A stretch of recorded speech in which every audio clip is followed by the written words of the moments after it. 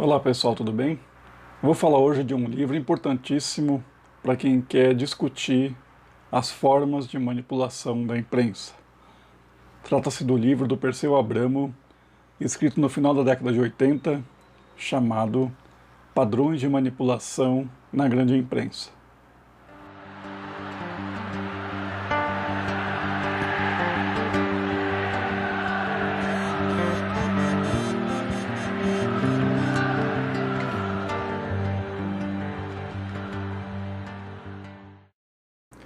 Neste livro do Perseu Abramo, escrito no final da década de 80, ele detectava que a maior parte dos nossos meios de imprensa, jornais, tanto impressos quanto radiofônicos e televisivos na época, eles assumiam alguns padrões de manipulação. O que ele entendia com isso? Ele dava a entender que certas notícias, uma grande parte delas, falseava a realidade, ou seja, pegava, recombinava os fatos, os dados, as estatísticas, qualquer coisa que a imprensa tivesse à mão, reordenava esses fatos, recombinava, enfatizava aspectos ou detalhes que passariam despercebidos ao grande público e, enfatizando esses dados, digamos, paralelos ou não tão relevantes, eles às vezes invertiam a importância do fato, a importância do próprio teor da notícia, priorizando questões secundárias. Então ele fazia uma metáfora interessante que comparava essa imprensa, a grande imprensa brasileira, com um espelho deformado. O que faz um espelho deformado? Ele reflete a imagem, mas ele não reflete a imagem como deveria ser.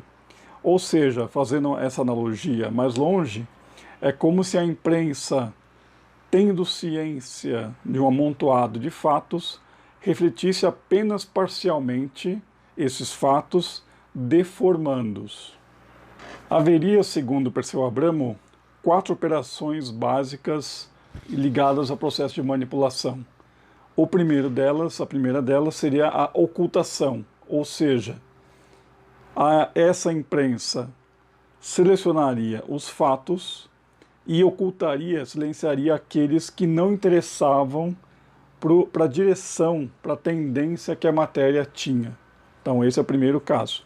O segundo caso ele chamava de padrão de fragmentação, ou seja, eu retirava os fatos do seu contexto histórico ou de alguma questão ligada ao processo em si, ou seja, a ligação que há e a dinâmica que há entre os fatos, particularizava esse fato, esse apanhado de dados e fragmentava esses aspectos, esses dados, em vários pequeníssimos dados e davam formato a esse dado já muito pequeno, como se ele fosse uma coisa muito maior. Então, essa fragmentação desnorteia o leitor, porque ele não vê mais a relação de nexo entre os pequenos casos, esses fabricados, com os fatos maiores. Então, esses pequenos casinhos, pequenos fatos, de certa forma, diminuíam a capacidade de o leitor articular relações, às vezes contraditórias, entre os fatos. Outro padrão de manipulação de notícia reside na inversão. No que consiste isso?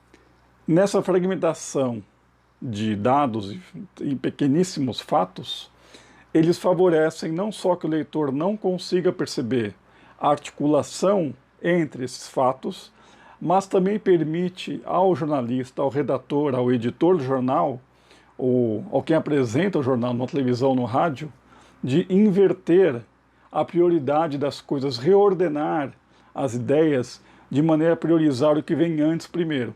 Nós sabemos que no jornal, o lead, aquela parte do texto que em geral se reduz a 6 a 8 linhas, ele contém os principais dados que o leitor deseja saber para poder comunicar, repercutir o que ele leu. A partir do lead, o que vem no jornal são detalhes, entrevista com alguém, ou o jornalista teve acesso a algum cientista, um médico, um professor, que explica melhor algum termo mais técnico ou conceitual. Portanto, na inversão, o que acontece é que a notícia, ela já devidamente fragmentada em vários pedacinhos, essa pequena notícia, ela permite ao editor do jornal inverter não só a ordem de importância dos fatos, mas também inverter coisas. Por exemplo, quando a forma é mais importante que o conteúdo, quando a foto que acompanha a matéria é mais impactante até que o conteúdo que acompanha essa foto, e assim por diante. O quarto e último padrão de manipulação, o Perseu Abramo chamava de indução, ou seja, é quando a imprensa reúne esses pequenos fatos já fragmentados e quando não faz uma inversão de prioridades, essa imprensa induz o leitor a pensar de um modo favorável ao que o jornal noticia. Portanto, o leitor desavisado, que não tem espírito crítico, que não consegue discernir entre o fato e a representação do fato pelo jornal, ele acaba sendo induzido a conceber as coisas do modo como interessam aos anunciantes do jornal, ou aos editores proprietários do jornal, ou ao jornalista que foi convidado para fazer uma matéria, o especialista, ou seja, os jornais na década de 80, até hoje isso a gente sabe que existe, eles tinham essa capacidade de induzir, ou seja, levar o leitor a partir de um pequeno dado isolado, fazer concepções generalizantes.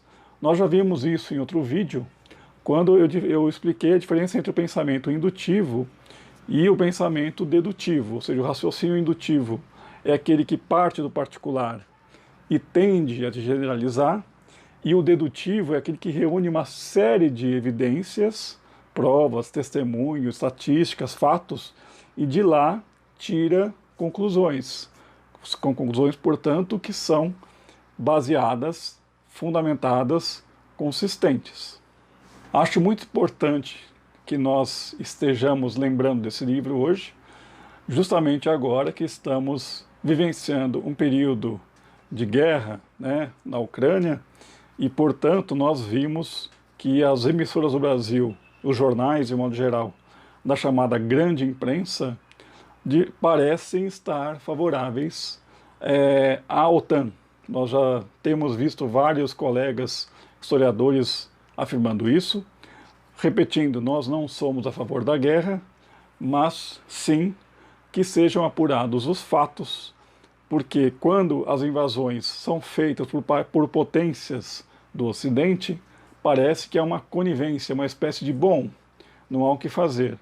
Mas quando as guerras motivadas, sejam elas causas que nós justifiquemos ou não, mas quando as guerras acontecem com os mesmos métodos, mas por países que não pertencem ao nosso arcabouço ideológico, nós tendemos a ser muito mais rigorosos em nossos juízos. É isso, até a próxima, obrigado.